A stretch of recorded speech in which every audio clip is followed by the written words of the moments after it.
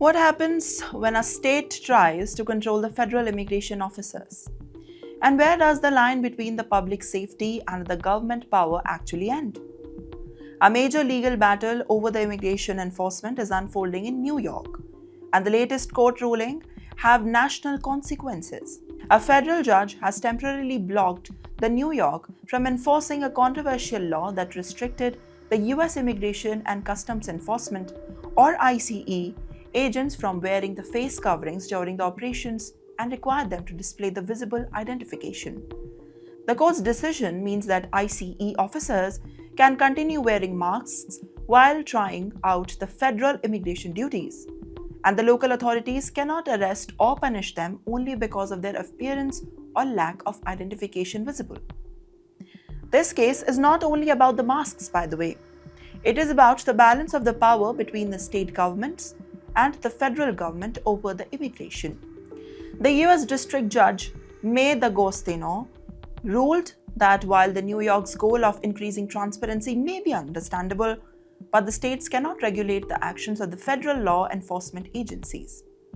The judge said that Trump administration had a strong chance of proving the parts of the law violated in the US Constitution's supremacy clause. However, the court did not allow another part of the law to continue. New York's restriction on the local police entering the agreements with ICE under the federal 287G program remains in place. The agreement also allowed the local law enforcement agencies to assist the federal immigration authorities.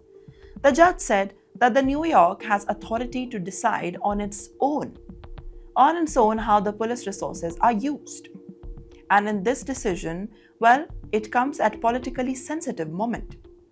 The law was signed by the New York Governor Kathy Hochul after increased immigration enforcement efforts during the President Donald Trump's second term.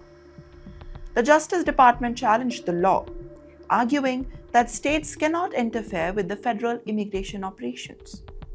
The immigration debate in America is now becoming one of the biggest political battles ahead of the upcoming elections. Now, the supporters of the stricter enforcement argue that the federal officers need to protect what their jobs do there. Critics argue that masked officers create accountability concerns and reduce the public trust.